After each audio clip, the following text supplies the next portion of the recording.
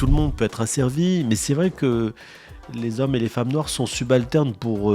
Il y a plusieurs indices qui montrent qu'ils sont au-dessous de l'échelle de tous les esclaves, en fait. Mais l'autre aspect complexe de cette histoire, c'est qu'en fait, ce groupe de l'armée noire, Arbil Bourari, a joué un rôle très important dans l'histoire marocaine, si important que c'est parfois eux qui décidaient de qui serait le nouveau sultan du Maroc. Les suprémacistes blancs, notamment en Europe, ont un livre en tête qui est pour eux très important, c'est le livre de Robert Davis, où il montre comment les Maghrébins ont asservi des hommes blancs et des femmes blanches aussi à l'époque moderne. Et ça c'est vrai, effectivement, par centaines de milliers. Mais lui, c'est pour dire, les Noirs n'ont pas été les seuls qui ont été asservis. C'est quand même, c'est une manière de relativiser, c'est une manière de dire que l'homme blanc a assez souffert. Mais quand il dit ça, il oublie qu'en même temps que les Européens étaient asservis au Maghreb, des Maghrébins étaient asservis en Europe. Les questions qu'on se pose en histoire, elles sont liées à ce qu'on est en train de vivre. Je pense que toute la génération d'étudiants là, qui vit au moment du génocide des Palestiniens et qui voit comment les institutions universitaires et le pouvoir les répriment, notamment à Sciences Po. S'ils deviennent historiens, quel type d'histoire ils vont produire, en fait? Et est-ce qu'ils vont même vouloir produire de l'histoire dans des institutions universitaires qui les ont réprimés, en fait?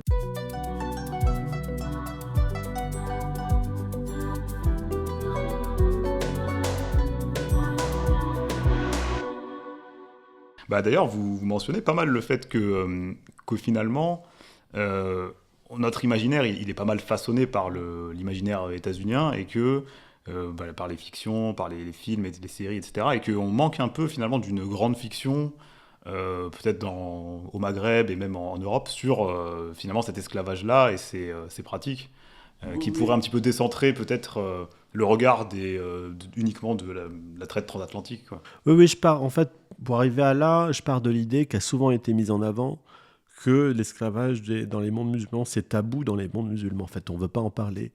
Moi, je pense que c'est un peu plus nuancé que ça. Je pense qu'en fait, je rappelle, parce que c'était un ouvrage qui a été conçu en même temps que... Enfin, j'utilisais les chapitres pour donner cours à des étudiants qui faisaient une agrégation d'arabe. Donc, les agrégations, c'est pour devenir enseignant dans les lycées, notamment. Donc c'est une agrégation intéressante pour ceux qui écoutent parce qu'il n'y a pas non plus beaucoup de candidats et il y a quelques postes. Et puis la langue arabe, c'est une langue super intéressante. Donc en fait, les étudiants, les agrégatifs d'arabe, comme on dit, je leur parlais un peu des romans qui étaient produits autour de cette question-là. Il y a eu des romans depuis le début du XXe siècle, notamment un roman en turc dans les années 1910.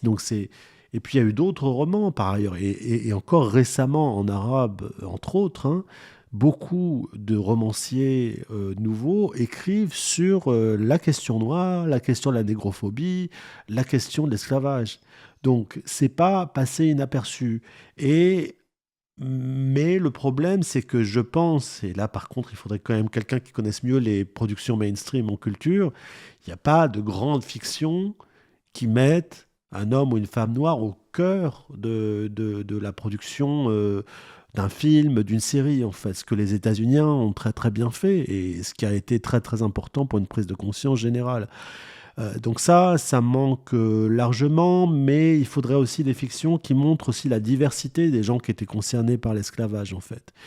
Alors, je pense aussi que c'est pas tellement dans les films et les séries que les choses sont en train de se passer. J'imagine que les jeux vidéo ont un rôle beaucoup, beaucoup plus important pour former l'imaginaire historique, que beaucoup de productions se font autour d'un espèce de background historique. Et du coup, ça crée une culture historienne pour certains. Bon, c'est pas la meilleure, il faut toujours lire des livres, mais je suis pas là pour classer non plus. C'est un début, d'une certaine manière. Ouais, c'est... Mais d'ailleurs, en imaginant un peu une fiction de ce type-là, moi, c'est un personnage que je trouve très intéressant. C'est celui notamment le destin notamment de Nicolas Saïd, qui est donc un esclave qui est capturé donc, dans la zone à peu près qu'on pourrait qualifier comme l'actuel Nigeria.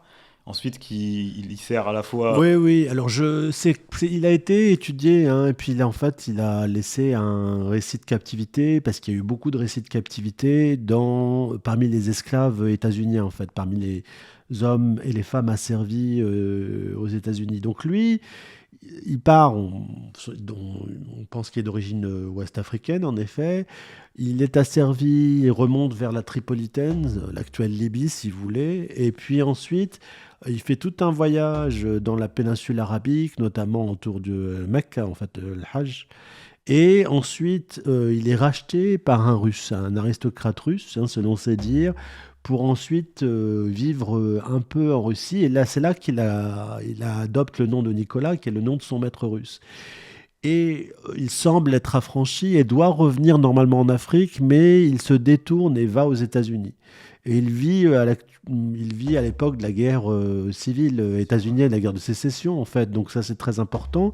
Et bon, après, il a livré le récit de sa vie, mais c'est tellement pittoresque, avec plein de rebondissements, que parfois on se demande s'il n'y a pas un tout petit peu de rajout. Mais vous avez raison, même si c'est une forme parfois fictionnelle, ça pourrait donner aussi une image tellement riche de tous les lieux de captivité, de tous les lieux de déportation, de violence physique contre ce type d'hommes et de femmes noires, dans des scènes très différentes, aussi bien l'Afrique de l'Ouest, l'Afrique du Nord, la péninsule arabique, la Russie, et puis finalement les États-Unis de la guerre de sécession.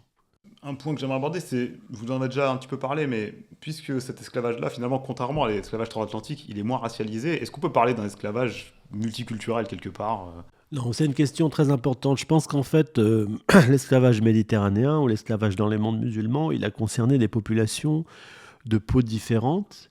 Et l'idée, c'était qu'en fait, en islam, on peut asservir des ennemis de guerre, des captifs, qui ne sont pas musulmans.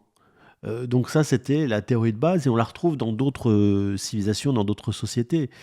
Devient esclave celui qui a été captif et capturé durant la guerre. Et notamment aussi les femmes et les enfants qui ne sont pas dans des positions combattantes, mais qui sont défaits et il faut replacer sous la tutelle de la puissance victorieuse. Donc ça, c'est un point. Et c'est pour ça qu'en fait, on a aussi des populations d'origine ouest-africaine dans un mouvement progressif d'islamisation d'Afrique de l'Ouest et des populations aussi vers les Indes, vers l'Asie centrale aussi, par progression de l'islam, si vous voulez. Et aussi vers l'Europe aussi, progressivement. Mais à partir d'époque moderne, une partie de sociétés sont déjà islamisées. Et en dépit du fait qu'elles sont déjà islamisées, par exemple le Caucase, une région comme le pays des Tcherkesses, par exemple, ou bien l'Afrique de l'Ouest en partie islamisée, certains musulmans sont asservis alors qu'ils sont des musulmans libres à la base. Donc ça, c'est la grande contradiction. Ça fait dire qu'en fait, c'est pas qu'une question religieuse. C'est pas parce que vous êtes non musulman que vous êtes captif, c'est aussi comment vous êtes perçu. Et comment se fait-il que des Africains de l'Ouest, musulmans, aient été asservis? Ça, c'est une des grandes questions, en fait. Une des explications, qui a été une explication religieuse, fournie notamment par les mouvements de djihad au XIXe siècle en Afrique de l'Ouest, c'était de dire qu'ils n'étaient pas des bons musulmans, qu'ils ne savaient pas pratiquer l'islam comme il fallait. Donc il fallait les mettre en captivité. Ils ont été mis en captivité par d'autres hommes de peau foncée pour, soi-disant, les remettre dans la droite voie de l'islam, en fait. Mais on peut dire que c'est un alibi aussi. Ouais, bien sûr. L'autre point, c'est qu'en fait, des hommes et des femmes noirs musulmans, normalement libres, ont été asservis pour être déportés vers le nord de l'Afrique. Et là, on peut penser aussi qu'il y avait un motif racial derrière. Il y avait la vision aussi d'une infériorité de l'homme et de la femme noire par rapport à d'autres personnes de peau plus claire, en fait. Alors ça, c'est toute la complexité de l'esclavage dans les mondes musulmans et en Méditerranée. La question religieuse, elle est fondamentale pour asservir quelqu'un, mais il y a aussi une question de comment on perçoit l'autre en fonction de critères physiques. Et donc une question aussi de comment on racialise l'autre, en fait. Et ça, je pense qu'à cause de ce qui se passe récemment, à cause des consciences de la négrophobie, il y a une nouvelle génération de militants, mais aussi de chercheurs, d'historiens qui, je l'espère, se saisiront un peu plus de ces questions-là et qui essaieront de le faire sans vouloir imposer ce qu'on a compris pour l'histoire des États-Unis sur des histoires méditerranéennes qui sont différentes. Il faut se nourrir de ce qui s'est passé aux États-Unis, mais pour penser autrement, la question de la race et de la religion. Il y avait un point qui je trouvais intéressant, c'était le fait que, malgré le fait que ce soit du coup un esclavage un peu multiethnique, finalement les Noirs se retrouvent quand même souvent en bas de l'échelle, donc ça, mais on a déjà un petit peu...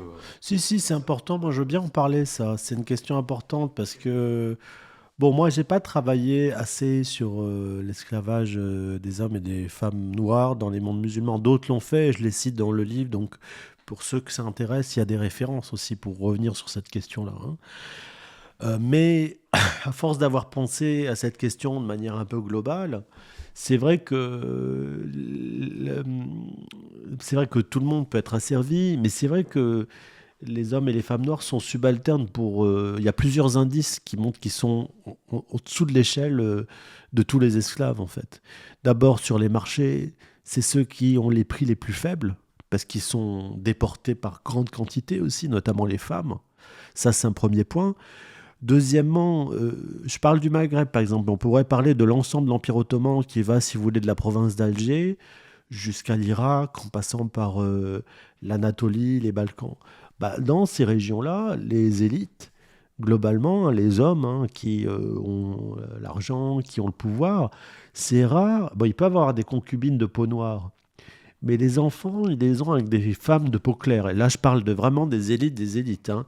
Et les femmes concubines de peau plus noire, celles qui ont une réputation, et le terme il est horrible, c'est des femmes éthiopiennes en fait. Donc il y a une question physique aussi qui est très très importante. Donc il faudra accumuler en fait cette pensée de la subalternité. Après, il y a des exceptions, hein. Je veux dire, les sultans ottomans mettaient en avant des eunuques noirs. Et là, la question est ambivalente. Parce que les eunuques, ils subissent des opérations extrêmement violentes, hein. C'est très très important et ça a des effets physiques toute leur vie en fait. Mais des historiens américains ont montré que par exemple les eunuques des sultans ottomans finissaient leurs jours en Égypte, pas loin de leur région, de ce qu'on appellerait aujourd'hui le Soudan aujourd'hui. Et ils étaient adossés à une puissance financière importante au Caire, par exemple. Donc c'est l'ambivalence à la fois de la violence physique endurée par ces hommes et aussi de leur puissance aussi financière dans l'Empire ottoman. Et le cas du Maroc est aussi un cas aussi qui montre aussi l'ambivalence des moments quand les hommes et les femmes de peau foncée ne sont pas subalternes mais promus dans la société. Donc au Maroc, à partir du XVIe, surtout XVIIe siècle, les sultans mettent en place des armées noires en fait, des armées d'hommes esclaves rachetés à des particuliers, mais aussi des affranchis. Et ils en créent un groupe assez important pour assurer leur pouvoir. Alors d'un côté, le problème c'est qu'on retrouve la violence, puisque certains n'ont rien demandé et sont forcés de rentrer dans cette armée-là, notamment des affranchis, des gens libres, pas quasi libres, mais normalement ils avaient des droits. Et donc ça, c'est la violence. Mais l'autre aspect complexe de cette histoire, c'est qu'en fait, ce groupe de l'armée noire, Arabil Bourari, a joué un rôle très important dans l'histoire marocaine, si important que c'est parfois eux qui décidaient de qui serait le nouveau sultan du Maroc, parce qu'ils avaient une telle puissance de feu ou une telle puissance militaire. Donc vous voyez, c'est la complexité aussi de la position des hommes et des femmes de peau foncée, et aussi le point assez intéressant, et là on commence à le travailler beaucoup plus, on a découvert qu'à Tunis, mais aussi à Istanbul, notamment au début du 19e siècle, les gens qui venaient du monde haoussa, donc un monde haussaphone, avec une région en partie de l'Afrique de l'Ouest, notamment autour du Nigeria, ils s'organisaient dans ces villes ottomanes autour de lieux de culte, des cultes qu'on appelle des cultes boris, avec des femmes prêtresses en fait, qui jouaient un rôle important dans la structuration et l'organisation de ces communautés. Donc là, c'est toujours de la domination. Ils sont dominés, ils sont critiqués parfois et parfois réprimés parce que ce n'est pas des cultes musulmans. Mais il y avait des formes de solidarité interne à ces communautés. Donc il y a toute une... Il y a eu beaucoup de travaux sur les esclaves noirs, mais il y a une manière maintenant peut-être de les penser différemment sur leur solidarité, sur leur domination. Et ça, c'est un travail qui est en cours d'être fait, en fait. Fascinant. D'ailleurs, concernant les eunuques, vous mentionnez notamment le fait que du fait en fait, de la rudesse et le fait que ce soit une vraie torture finalement de pouvoir devenir eunuque, finalement le peu d'eunuques qui survivaient étaient vendus très cher et que c'était un signe de richesse. Ouais, c'est horriblement un signe d'appartenance à une certaine élite très très puissante. Les sultans du Maroc, les sultans ottomans, quelques gouverneurs ottomans se permettent financièrement d'avoir des eunuques. Mais cette question de l'eunucat, elle est question majeure parce qu'en fait, elle est à l'origine du livre Le génocide voilé de Tidjane Diagne, qui a beaucoup circulé dans les milieux militants notamment. Mais ce livre, tout en revenant sur une histoire très importante qui est celle de la manière dont on a castré des hommes, l'auteur a émis l'idée que ça aurait été un génocide par millions. En fait, il n'y a pas eu des millions de personnes de nuque. Et le problème de son ouvrage, c'est qu'il ne cite pas de source, en fait. Et du coup, c'est des questions poétiquement très importantes parce que je pense que, et là c'est quelque chose qu'on n'a pas vraiment discuté ensemble, mais la question de l'esclavage dans le monde musulman, c'est pas une question simplement historique, c'est simplement aussi une manière d'être mobilisé dans la vie politique. Et là, je vais peut-être le dire assez clairement, mais par exemple, les suprémacistes blancs, notamment en Europe, ont un livre en tête qui est pour eux très important, c'est le livre de Robert Davis, où il montre comment les Maghrébins ont asservi des hommes blancs et des femmes blanches aussi à l'époque moderne. Et ça, c'est vrai, effectivement, par centaines de milliers, mais c'est par centaines de milliers. Mais lui, c'est pour dire, les Noirs n'ont pas été les seuls qui ont été asservis. C'est quand même... Ouais, c'est une manière de relativiser. C'est une manière de relativiser, c'est une manière de dire que l'homme blanc a ainsi souffert. Mais quand il dit ça, il oublie qu'en même temps que les Européens étaient asservis au Maghreb, des Maghrébins étaient asservis en Europe. Donc les suprémacistes blancs, ils utilisent cet ouvrage pour dire on a été les victimes, on a été même parfois plus victimes que les hommes et les femmes noires. C'est quand même assez dingue d'une certaine manière. Et dans le même temps, le génocide oublié a été publié par une maison d'édition française Gallimard, alors qu'il n'y avait pas de preuves scientifiques, pour dire voyez les musulmans. Voyez les Arabes surtout, en fait, parce que c'est le terme qu'ils utilisent, c'est pas le terme musulman. Et de la même manière, quand on dit traite transatlantique, traite islamique, c'est aussi l'idée, c'est la même chose d'une certaine manière. Donc moi, ce que j'essaye de dire, c'est qu'il n'y a pas de tabou à avoir sur cette question-là, il n'y a pas de tabou à avoir sur la négrophobie dans ces régions-là, il faut l'étudier. Mais faites attention à qui rédige cette histoire-là et comment elle est instrumentalisée dans des contextes d'islamophobie croissante. Juste une question là-dessus que j'avais envie de vous poser. Est-ce qu'en tant que chercheur, le contexte dans lequel les études qu'on mène vont être amenées à être lues est important ? Je veux dire, ma question au fond, c'est dans le contexte qu'on a en France avec toute l'islamophobie qui règne, est-ce que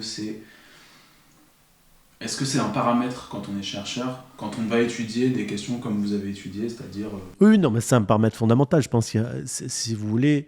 En gros, les questions qu'on se pose en histoire, elles sont liées à ce qu'on est en train de vivre. Je pense que toute la génération d'étudiants là, qui vit au moment du génocide des Palestiniens et qui voit comment les institutions universitaires et le pouvoir les répriment, notamment à Sciences Po. Aujourd'hui, depuis la direction de Louis Vassy, c'est clairement de la répression pure et simple. Donc, quand ils voient ça, moi je me demande, je me mets dans leur tête des gens courageux qui savent articuler des idées. S'ils deviennent historiens, quel type d'histoire ils vont produire, en fait ? Et est-ce qu'ils vont même vouloir produire de l'histoire dans des institutions universitaires qui les ont réprimées, en fait ? Donc on est le produit de ces questions-là. La jeune génération qui a vécu Black Lives Matter, elle s'est posé des questions sur la négrophobie dans les mondes musulmans aussi. Et ça a aussi réveillé non seulement un activisme, mais des questions universitaires de jeunes hommes ou de femmes noirs maghrébins qui maintenant veulent réfléchir à ces questions-là. Donc on est complètement le fruit. Alors ça n'empêche pas, même si on est toujours complètement, ce qu'on fait, le fruit de nos expériences. Il y a pas d'autre. Et d'ailleurs, c'est pour ça qu'il faut plus de diversité dans les universités françaises. Il faut des gens d'origine différente pour poser des questions différentes en fonction de leur vécu. Mais après, il y a un discours scientifique derrière. On n'est pas en train de raconter des cracks, en fait. C'est-à-dire que moi, quand je travaille, je vais aux archives. Et je cite les archives dans mon texte et dans mes notes de bas de page. Ce qui fait que les textes historiques ne sont pas toujours excitants à lire. Ce n'est pas des romans, mais ce n'est pas grave. C'est un appareil critique. C'est-à-dire que quelqu'un qui veut vérifier ce que je suis en train de dire peut aller aux archives et voir que je ne suis pas en train d'inventer.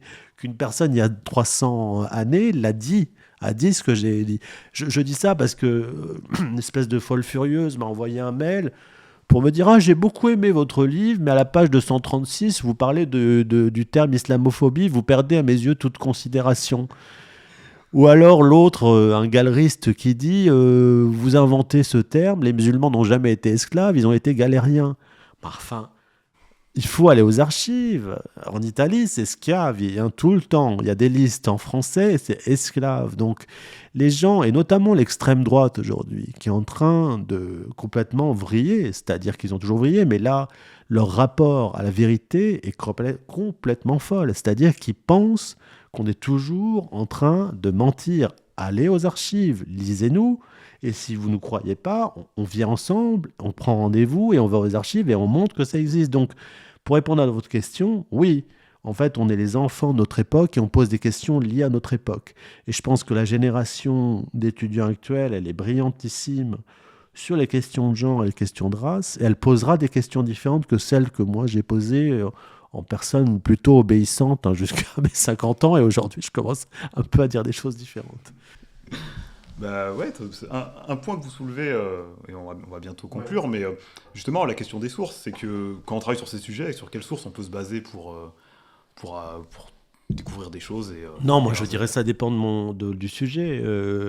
Globalement, une des questions les plus compliquées, hein, pour cette question-là, c'est la question par exemple de comment reconstituer le vécu des hommes et des femmes noires au XVIIIe, XIXe siècle, parce que c'est ce qu'on appelle des subalternes en histoire et en sciences sociales, c'est-à-dire c'est pas des gens qui ont facilement accès à l'écrit. On parle pour eux, on dit les choses pour eux. Un des phénomènes les plus intéressants, qui pourrait donner l'objet d'études, même moi j'ai travaillé dessus mais j'ai pas encore publié, c'est qu'au XIXe siècle, bon, en Afrique de l'Ouest, mais aussi en Afrique du Nord, beaucoup de femmes originaires d'Afrique de l'Ouest vont dans les consulats européens, à partir surtout des années 1820-1830, pour témoigner des mauvais traitements qu'elles subissent et pour être libérées de l'esclavage. À ce moment-là, les consuls, parfois, consultent des juges musulmans, des qadis, pour vérifier le mauvais traitement. Et ça, on en trouve, mais au Maroc, dans la province de Tunis, dans la province de Tripoli, c'est un phénomène, bon, c'est pas par milliers, mais c'est par centaines, et ça, c'est très, très intéressant. Et c'est même dans ce cas-là, quand elles ont fait tout cet effort très courageux dans les consulats, même leur parole n'est pas restituée, c'est le consul qui parle pour eux, ou c'est le juge qui parle pour eux. Donc en fait, c'est ça la difficulté, et ça a toujours été la difficulté aussi pour la période coloniale. Comment des gens qui sont dominés, comment l'historien, face à des gens qui sont dominés en histoire, peut reconstituer leurs paroles. Pour le reste, on peut faire une histoire par quantité pour le 19e siècle, le nombre de personnes, les prix, les institutions. Moi, je travaille par exemple sur le captif musulman. Ils ont rédigé des lettres en arabe, en turco-ottoman. Celles qui sont conservées sont celles qui ont été censurées. Donc parce qu'elles contenaient des informations un peu risquées pour les puissances européennes qui les détenaient. Donc il y a des manières de faire. J'insisterai simplement sur le fait que pour ces régions-là, c'est certes une question d'archives, mais c'est une question d'apprentissage des langues. Et pour ceux qui sont intéressés par l'histoire, qui suivent votre podcast, il faut commencer assez tôt en fait. Il y a plusieurs langues à apprendre, mais on ne peut pas tout apprendre, mais disons que ça dépend de la région. L'arabe est une langue importante, hein, très importante, ou la graphie arabe, même pour des régions ouest-africaines qui n'écrivent pas, enfin qui utilisent la graphie arabe, mais pour d'autres langues. Le turc ottoman est une question est une langue très importante pour le 16e, 17e, 18e siècle, donc il y a beaucoup à faire, et même les langues européennes. Il ne s'agit pas de tout apprendre, mais il s'agit d'avoir conscience que si les gens veulent innover dans ces champs-là, il faut qu'ils apprennent. Mais il faut qu'on leur dise, faut qu'on leur dise bien en amont, pendant leurs études de licence notamment. Très bien. J'aurais, pour finir, une dernière question. C'est finalement pour aller plus loin sur ce sujet-là, est-ce que vous avez des ouvrages à recommander ou même des fictions, des œuvres qui pourraient en fait aider à aller plus loin sur ce... Oui, c'est une bonne des fictions. J'en ai pas forcément à l'esprit, mais moi, il y a un auteur. Bon, après, il faut lire l'anglais. Moi, il y a un auteur que j'aime bien en anglais, c'est Ismaël Montana sur la Tunisie. En fait, il a fait un livre sur l'abolition de l'esclavage et il a fait une édition d'un texte d'un savant de Tombouctou qui va à Tunis au début du 19e siècle et qui voit l'organisation des prêtresses autour du culte bourrique. Je trouve ça assez fascinant. Et sinon, peut-être, oui, pour s'introduire à ce type de questions-là, c'est le livre Les mondes de l'esclavage paru aux éditions Le Seuil, qui est un pavé important, mais c'est une forme d'encyclopédie. Et les gens, en fonction du thème qui les intéresse, peuvent prendre des éléments. Alors, moi, là, je vous donne que des lectures sérieuses, Mais en même temps, à un moment, je suis sûr que les gens peuvent comprendre certains points. Et les fictions, j'avoue que je lis pas assez de romans, mais je dirais les mondes d'esclavage pour s'initier à un monde très large, en fait. Voilà. Je vais pas recommander le mien en plus, hein. Je veux dire, Ouais, mais ça fait quand même beaucoup d'artistique. l'esclavage dans les mondes musulmans, Ouais. édition Amsterdam. Bon, Bah, un je cite pas mal de références, Oui, notamment de beaucoup, romans dans l'introduction et de séries, mais séries en langue arabe. Alors moi, je les ai pas regardées, donc, mais bon. il y a beaucoup de notes de bas de page en tout cas, donc Ouais, vous il y citez a- vos sources. je cite mes sources. Ouais. Il y a juste une question que j'ai oubliée, mais qui est hyper importante avant de finir, c'est dans quel cadre vont se dérouler les abolitions? Parce que dans votre livre, vous mentionnez pas mal le fait que c'est beaucoup la Grande-Bretagne qui pousse un agenda abolitionniste pour des raisons politiques.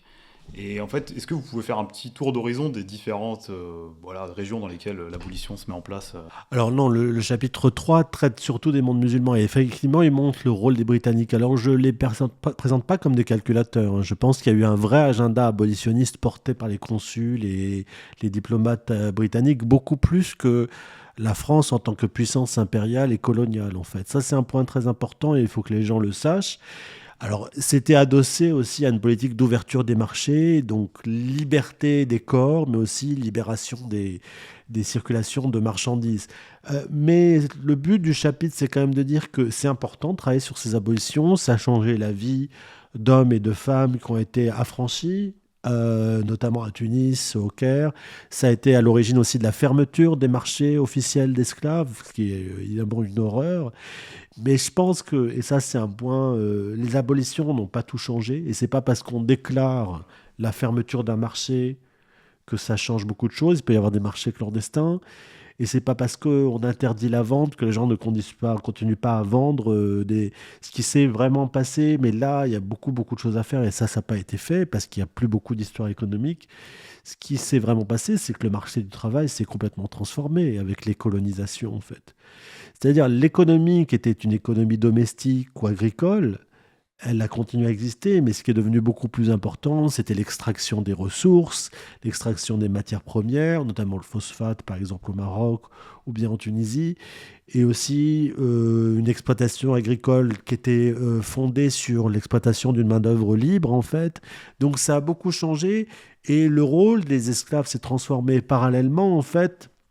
Les marchés d'esclaves, les foyers aux esclaves, étaient maintenant fermés, hein, d'une certaine manière, au nord de l'Afrique, à l'Égypte. Donc il y a eu une transformation qui était liée à l'abolition, mais il y a une transformation plus macro des économies à l'époque coloniale. C'est aussi un moment où des hommes et des femmes noires accèdent à l'éducation en Afrique du Nord, en fait.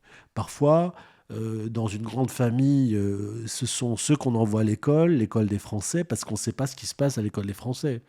Donc, il vaut mieux envoyer des gens pour tester le truc. Mais sauf que ces gens-là vont profiter parfois, pas toujours, hein, parce que la condition de ces hommes et de ces femmes est restée beaucoup subalterne. Donc, ce que j'essaye de dire, pour être assez clair, l'abolition doit être étudiée, les textes qui ont été à l'origine de la fermeture des marchés, ça a eu des effets, mais c'est plus des transformations plus larges dont on n'a pas encore compris en fait le sens. En fait, on n'a pas étudié la fin de l'esclavage dans des systèmes plus larges qui n'étaient pas simplement liés à, comme à Tunis en 1846, l'idée que c'est le premier pays qui met fin à la vente d'esclaves. Voilà. Merci beaucoup. Je vous en prie. Merci d'avoir suivi cet épisode de Mémoire d'éléphant, j'espère qu'il vous a plu. Si c'est le cas, n'hésitez pas à nous soutenir en vous abonnant à la chaîne et en commentant, c'est le meilleur moyen de nous soutenir. Sur ce, je vous salue et je vous dis à très bientôt pour un prochain épisode.